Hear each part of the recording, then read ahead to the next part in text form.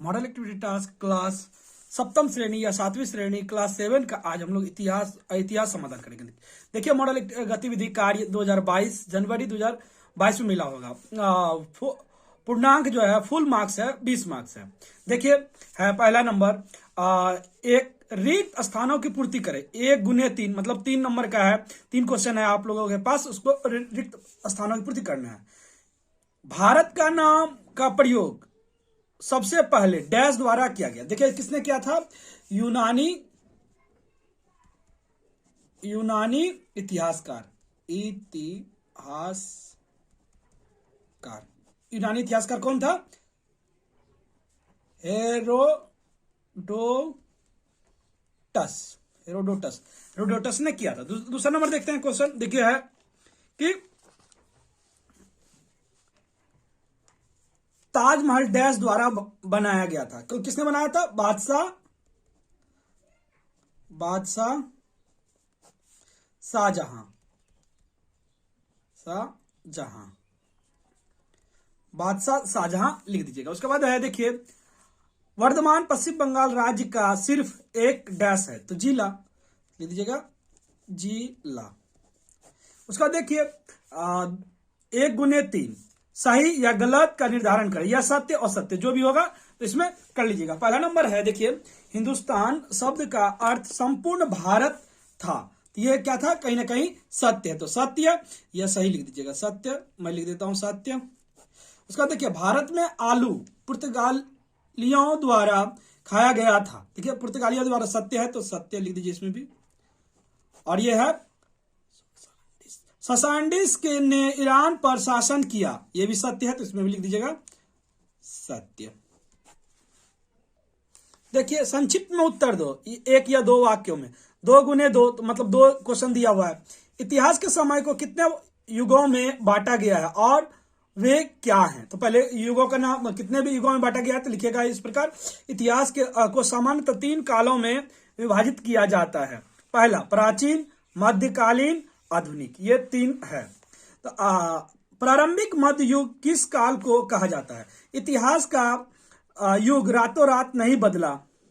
भारत के इतिहास में एक महान समय था जब प्राचीन युग धीरे धीरे समाप्त हो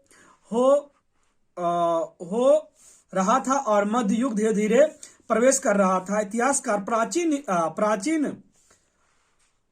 प्राचीन दुनिया के अंत और मध्य युग की शुरुआत के बीच की अवधि को प्रारंभिक युग कहते हैं। इतना लिखने से हो जाएगा। देखिए अपनी भाषा में लिखो 3 या 4 वाक्य में, लेकिन 3 और 4 वाक्य में नहीं हो पाएगा। इतिहास का तत्व क्या है? सामग्री के विभिन्न भागों का उल्लेख कीजिए। उल्लेख करने के लिए बोला है, तो हम लोग इस प्रकार करेंगे। इतिहास वह चीज है जो पुराने दिनों की वास्तविक तस्वीर का मूल्यांकन करने के लिए महत्वपूर्ण है।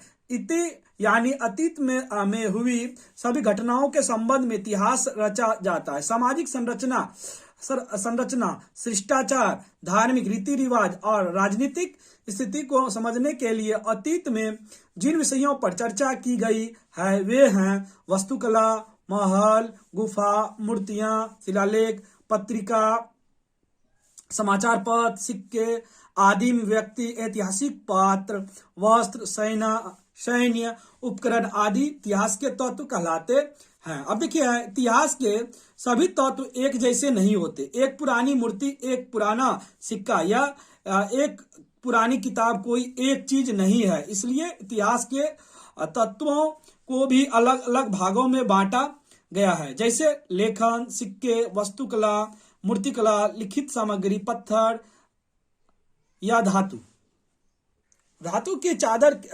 इस लेख के पुरानी दिनों की कई बातें पता चलती है। उन्हें लिखना कहा जाता है। यदि ताम्रपात्र लिखा हुआ है तो वह ताम्र लेखन है। यदि वह पत्थर पर लिखा जाता है तो वह शिलालेख, और कागज पर जो लिखा जाता है उसे लिखित सामग्री कहा जाता है। इस प्रकार देखिए इतना ही लिखना पर्याप्त है। उसके बाद देखिए मध्यकालीन भारत कैसा था? मध्यकालीन भारत के विषय में लिखना है, तो लिखिएगा प्राचीन लोग कहा करते थे कि मानव जीवन अंधकार में डूबा हुआ है। कुछ भी सुधार नहीं हुआ है, लेकिन आजकल इसे स्वीकार नहीं किया जाता है।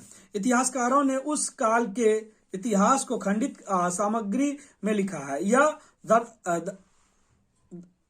दर्शाता है कि भारत के लोगों ने उस समय जीवन के कई पहलुओं में सुधार किया। देखिए उसका पैराग्राफ चेंज कर दीजिएगा।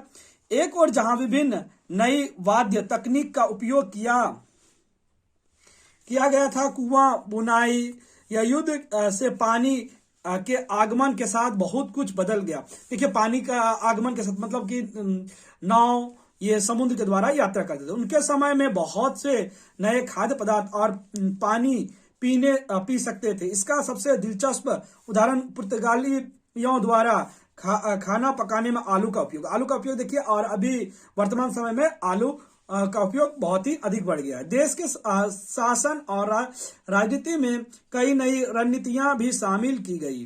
शासकों को न केवल राज्य के विस्तार के बारे में बल्कि लोगों के अच्छे और बुरे के बारे में भी सोचना होगा। अर्थव्यवस्था में एक तरफ कृषि और दूसरी तरफ व्यापार और वाणिज्य था।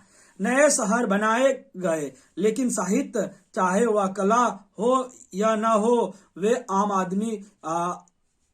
आम गरीब लोगों के मुद्दे को ज्यादा नहीं उठाया। उनमें से अधिकांश शासक के गुणों से परिपूर्ण थे। इतना ही लिखना पर्याप्त है। देखिए इतना लिख दीजिएगा तो इस प्रकार हम लोग का 7 का इतिहास का संपूर्ण समाधान हो गया।